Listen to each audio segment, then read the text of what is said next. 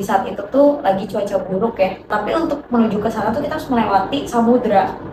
Ombaknya sangat tinggi, kemudian air lautnya juga lagi pasang karena bulan purnama. Terus saya ke Labuan Bajo juga dan ke Nusa Penida. Dia di atas saya di bawahnya tuh, wah, giant banget, keren. Untuk mengapa yang baik tuh melewati proses yang mungkin gak baik gitu kan.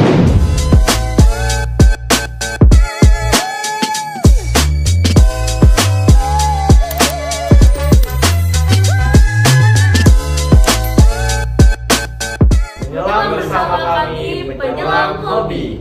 Selamat datang semuanya ke podcast kami Penyelam Hobi. Seperti biasa kalian ditemani oleh para host tersayang, yaitu saya Yunis Saleri, Saya Christopher Sambo Cahyadi. Saya Alvin Charles.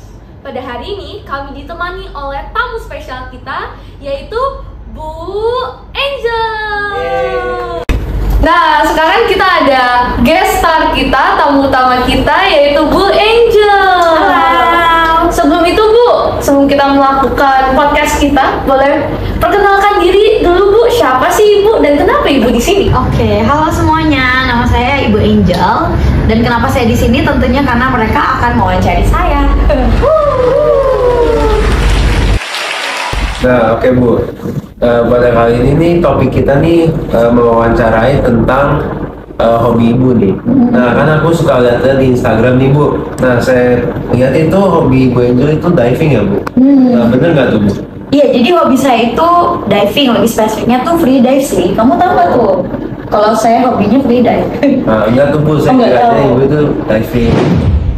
Jadi kan saya nggak tahu nih Bu, apa aja jenis-jenis diving. Nah, boleh nggak sih Ibu itu jelasin apa aja jenis-jenis diving?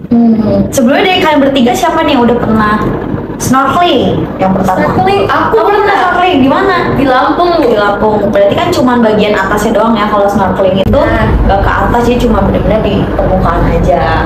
Nah, kalau kalian pernah dengar scuba diving nggak? Pernah Bu. Nah, scuba diving tuh bawa apa di atas di belakangnya?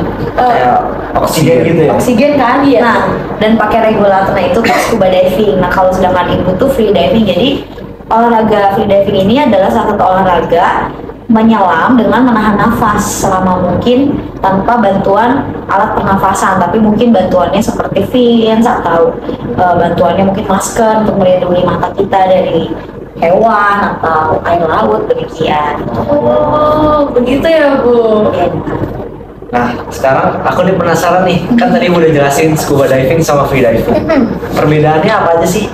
Oke, perbedaannya sebenarnya secara spesifik tentunya kalau scuba diving yaitu menggunakan alat bantu pernafasan. Artinya kamu tuh kalau mau masuk ke dalam air laut ya harus bawa-bawa tuh tangkinya, apalagi yang Artinya kita oksigen. dibantu. Iya, dibantu oksigen dan bisa lebih lama, bisa 30 menit, bisa 1 jam. Tapi kalau free dive ya memang terbatas ya waktunya. Misalnya 2 menit, 3 menit. Gantung berapa tahan lama ya? Iya. Oke. Nah Bu, aku juga mau nanya. Sepertinya nih Ibu sangat gemar banget dengan hobi free diving dan diving secara keseluruhan. Ibu tuh belajarnya dari mana sih Bu? Dan udah berapa lama Ibu mempelajari topik diving ini? Berarti pertanyaan dari mana dan sudah berapa lama? Yes Bu. Kalau dari mana sebetulnya tentu saya mengambil sertifikasi di awal-awal gitu bersama Nikita Vima. Waktu itu dia adalah national record holder di Indonesia kebetulan. Oh, keren Dan nih. yang kedua ini dari kapan? Saya waktu pandemi. 2020 dong. Iya, 2020. Oh. Jadi waktu 2020 itu saya baru mulai mengambilnya gitu. Jadi Ah. udah 4 tahun. Lagi pandemi malah Ibu malah keluar rumah gitu. Iya, justru saat itu olahraga ini malah meningkat ya, mungkin orang-orang bosen gitu ya, nggak ada pekerjaan. Iya. Oh, oke Bu. Nah Bu, kan tadi saya dengar Ibu udah latihan nih sama yang udah jago banget lah ya. Nah, Ibu juga kan pasti udah banyak pengalaman nih. Nah, sejauh ini Ibu sudah mencoba free diving tuh kemana saja dan juga apa sih pengalaman yang paling menyenangkan gitu? Oke, kalau saya sudah mencoba diving ke beberapa tempat, itu mungkin lebih banyak di Bali, tapi di Bali itu ke Pemuteran, Menjangan, kemudian Tulamben dan Amer. Nah, kemudian Bagus. iya, udah pernah Pernah, Bu. ya, bagus ya. Terus saya ke Labuan Bajo juga dan ke Nusa Penida. So far sih baru ke sana sih. Dari 3 itu experience yang paling seru yang mana tuh? Experience yang paling seru ke Nusa Penida. Iya. Pernah? Ada yang tahu di mana? Pernah sih, Bu. Terkenal ya. Iya. Kamu pernah? Belum Bu. Oh. Waktu You mau tapi kayaknya nggak bisa. Oh iya. Sedih Bu. Kalau pengalaman buruk ada nggak Bu? Kira-kira? Pengalaman buruk ya. Iya. Pengalaman buruk sebenarnya pernah juga sih di Nusa Penida juga. Oh. Karena kalau kita kan di sana maunya tuh lihat Mantare ya. Kalian mungkin tahu Mantare itu mata terbesar di dunia gitu yang cuma ada di Indonesia. Nah tapi untuk menuju ke sana tuh kita harus melewati samudra. Nah, samudra yang berhadapan dengan samudra Hindia gitu. Nah, di saat itu tuh lagi cuaca buruk ya. Iya. Jadi ombaknya sangat tinggi, kemudian air lautnya juga lagi pasang karena bulan purnama, kemudian juga air nggak kelihatan gitu karena udah sangat dingin cuaca di sana. Beda sama kawasan kita yang lain. Jadi sebelum pengalaman baik nih, pengalaman buruk dulu Ibu nih. Oh, pengalaman buruk. Iya, baru nggak Mak? Ya, Kan baru. untuk mengapa yang baik itu melewati proses yang mungkin Iya. nggak baik gitu Iya, kan. iya. Tapi pentingnya Bu, Oh. kelihatan nggak materinya? Beberapa kali dia kelihatan. Kelihatan. Bagus. Banyak banget. Jadi dia di atas saya di bawahnya tuh wah, giant banget keren. Oh, sama saya pernah ketemu mola-mola di 18 meter. Jadi kalau scuba diver tuh kan harus pergi ke 40 meter. Iya. Kalau saya tuh di 18 meter ketemu dia.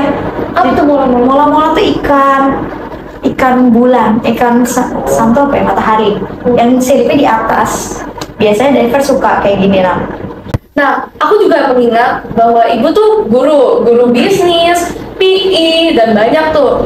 Gimana sih Ibu bisa menyeimbangkan waktu untuk mengajar, untuk mempersiapkan materi, dan lain-lain, sambil juga Ibu tuh belajar untuk diving dan lakukan hobi Ibu?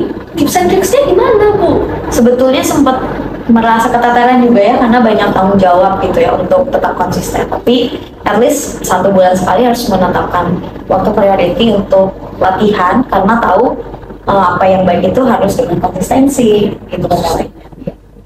Nah, sebelum kita menutupi podcast ini, Ibu capek nggak sih? Haus nggak sih? Aduh, kebetulan hausnya kok jadi guru kalau lupa minum. Nah, maka karena itu kita pada hari ini disponsori oleh sponsor kita, Aqua. Roll the clip. Aqua percaya akan kebijaksanaan dan keajaiban alam. Aqua berasal dari gunung-gunung terpilih, bukan tempat yang mudah tercemar. Aqua disaring oleh lapisan bebatuan pelindung tanpa proses rekayasa. Aqua mengandung mineral alami tanpa tambahan zat berbahaya. Sehingga Aqua terasa dingin tanpa didinginkan. Jelaskan kalau tak semua air itu Aqua. Aqua 100% murni. Nah, selamat datang kembali para penonton kita. Sehabis iklan, jangan lupa minum ya semuanya. Nah Bu, kan Ibu kan udah memilih freediving kan sama 4 tahun kan Bu. Nah, kenapa sih Ibu memilih freediving? Kan ada banyak tuh hobi yang lain kan Bu, seperti main basket, main bola, atau yang lain-lain kan. Nah, apakah ada motivasi tertentu gitu atau ada sesuatu gitu yang dia pengen freediving gitu? Kenapa ya kira-kira? Kalau saya sebenarnya memilih freediving karena memang saya suka banget air. Dan yang kedua, gak milih basket karena mungkin udah terlalu mainstream ya. Dia pengen coba hal-hal yang agak unik gitu. Jadi kan kalau belajar di bisnis tuh ada value brandingnya apa yang berbeda dari teman-teman yang lain. Jadi ya udahlah, saya memilih freediving gitu. Dan freediving lebih murah sih daripada scuba, meskipun masih tergolong niche market yang mahal ya gitu ya deh. Ya Bu, aku kadang-kadang suka nge-stalk Ibu di IG taunya, oh ini fansnya 3 jutaan. Mahal emang sih Bu. Mahal, cari yang murah.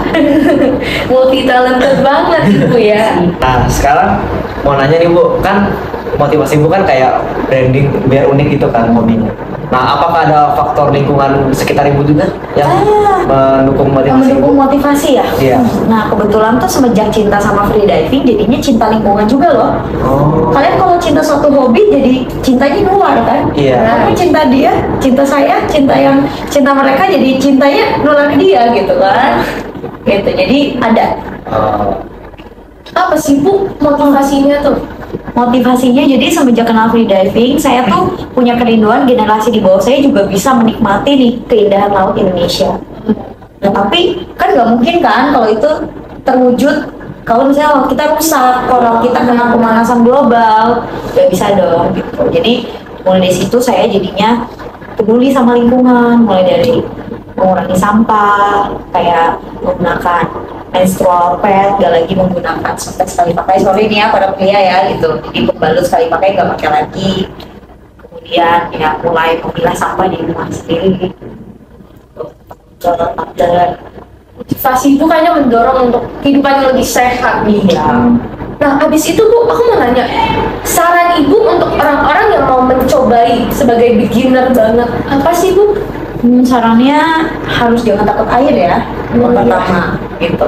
Yang kedua adalah harus mau untuk disiplin, karena setiap hobi atau setiap hal itu pasti ada sulitnya. Cuman gimana kita mau tetap mencoba untuk terus strive to the best gitu. Ya, yang ketiga cari komunitas sih, karena kan kalau bosen nggak usah diingetin kan. Iya. Gitu. Jadi jadi yang pertama itu sih, jangan takut air sih.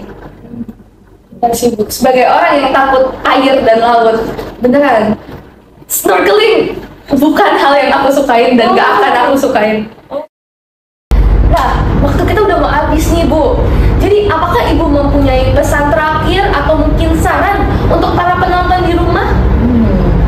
Buat para penonton yang tertarik sama olahraga freediving dan suka air, kalian wajib coba nih salah satu olahraga ini. Dan yang kedua, yuk kita cinta lingkungan kita supaya Indonesia bisa jadi negara maritim terbesar lagi. Yeay! Maka dengan itu teman-teman di rumah, terima kasih sudah menonton dan terima kasih Bu Angel. Sekarang kami ingin menonton podcast ini. Saya Yunis Valeri, Saya Alvin Charles. Dan saya Christopher Samuel. sampai jumpa dan terima kasih.